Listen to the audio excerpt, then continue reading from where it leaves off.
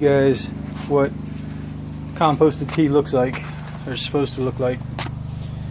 This has been sitting for a little over 24 hours, and you see the bubbles. That means there's live growth. All the stuff around the top is mostly dirt, but that means this stuff is anaerobic. It's definitely brewing.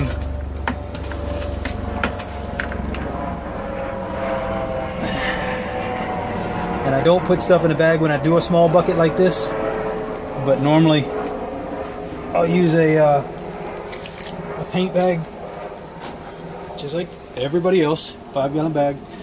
This is my big setup. I'm putting a bunch of it on Craigslist this month, or this week. This is heated to 75 degrees. You can see my temperature. This is my pH meter. It'll tell me that I keep it right at 6.8. I'll adjust it with, I can't think, I'm tired. I'll adjust it with lemon juice to bring it up, or baking soda to bring it down, or vice versa. And the temperature is probably the most important part. Come over here. This is where I've mixed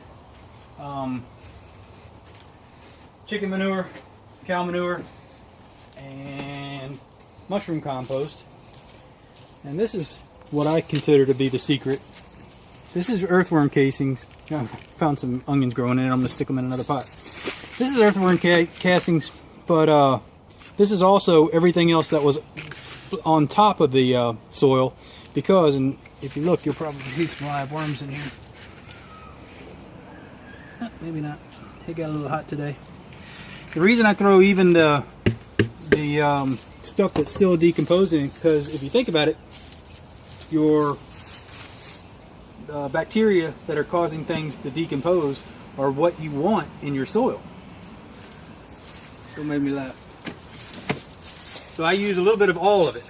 Anything that's decomposing plus the earthworm casings. I'll mix this together really, really well. Shove it in a 5-gallon bucket. Watch the pH level. Watch the temperature level. Fill the bag full and suspend it just like everybody else. There's no magic to this. There's no amount that you use per bag. This is not a foliar feed. This is a treatment for your soil, not a treatment for your plants. If you want to feed your plants, there's a much better mix that you can make, a mix that's made for your foliage. This is a soil amendment. All the bacteria that people say will fight off insects and all that kind of stuff die when the sun hits them, or when they get dried out. They cannot survive without moisture.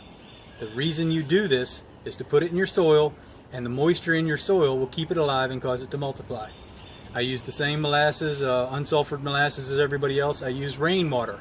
The reason you use rainwater is because everybody says, oh, you just use your water hose and fill up a bucket and let it run for an hour and that'll take the chlorine out. Well, what about the fluoride? What about the lime? What about everything else that's in your water that kills bacteria? That's the intention of city water, is to kill all the bacteria so we don't get sick. That's why you don't use city water.